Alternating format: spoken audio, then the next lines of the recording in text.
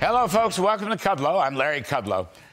Let me just begin by playing some sound from Mr. Biden's speech last evening. Please take a listen.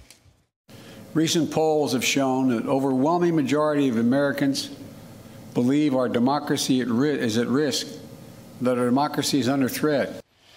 All right. So, with all due respect, Mr. President, your threat to democracy theme is not what Americans are overwhelmingly concerned about. Every poll, no matter where you look, liberal, conservative, the numbers come out the same. Inflation, economy, crime, and maybe to a lesser extent, open borders, fentanyl and drugs, abortion, none of which you really brought up last night. And frankly, for an election night speech, it wasn't much. I mean, everybody's for democracy, right? Everybody's for orderly elections. Everybody's for a quiet, peaceful, civil society. Everybody knows that the attack on Mr. Paul Pelosi was a horrible, terrible event. Everybody knows this.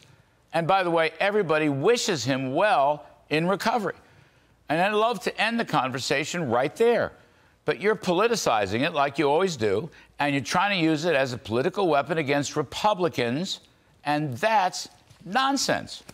Okay, you didn't really mention how a Bernie Sanders follower shot Steve Scalise a few years ago and then fired at a lot of others at a congressional baseball game, for heaven's sakes. Or a left-wing lunatic nut tried to assassinate Supreme Court Justice Brett Kavanaugh. These are horrible things, but why must you politicize everything? That is your problem. All year long, you tried to make Donald Trump and his 74 million voters an issue, and you failed to make it an issue.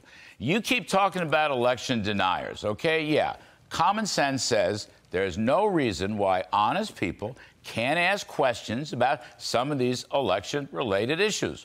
Rules, mail-in ballots, harvesting, and so forth. What is wrong with that in a free speech democracy? One of your favorite candidates, incidentally, Stacey Abrams in Georgia, still, to this day, denies that Republican Governor Brian Kemp won the election. She still denies it. But Kemp won then, and he's going to absolutely shellac her on Tuesday again. No one has tried to make this an election denial on her part an issue because it's boring and it's stupid and nobody cares.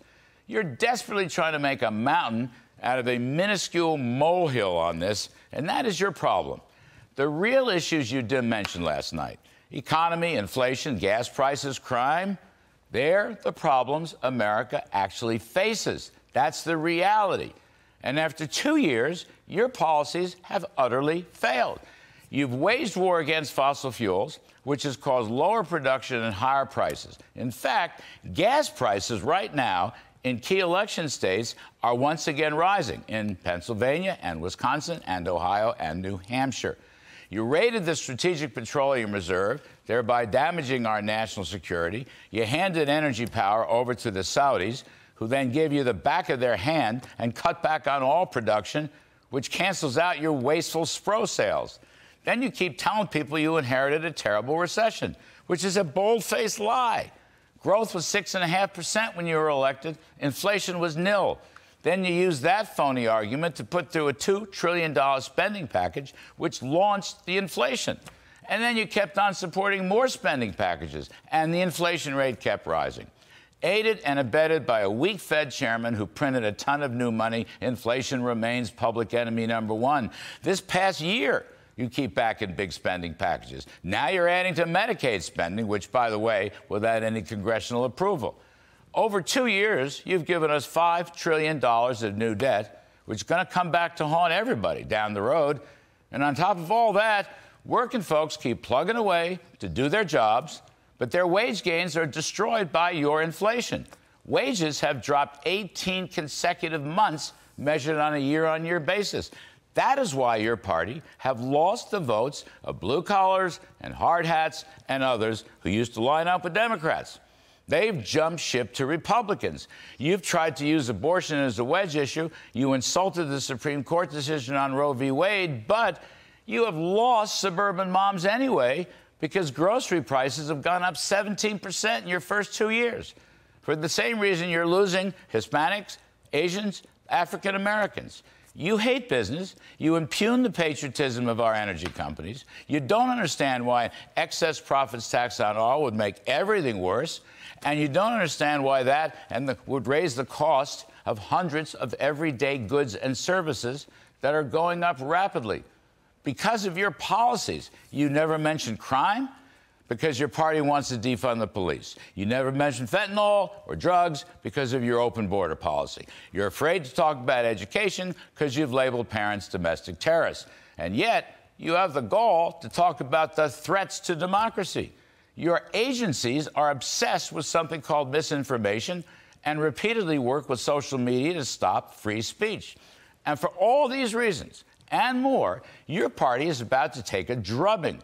Your radical left, big government socialist policies have done enormous damage to this country. You have attacked the very soul of America with your wokeism. It's really a tragedy. And you didn't talk about any of that last night either. But you know what, sir? Everyday, common sense, working Americans are stronger and tougher and smarter than you are. They are not buying what you're selling.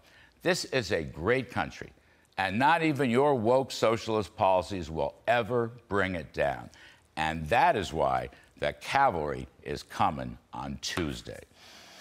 All right, that is my riff.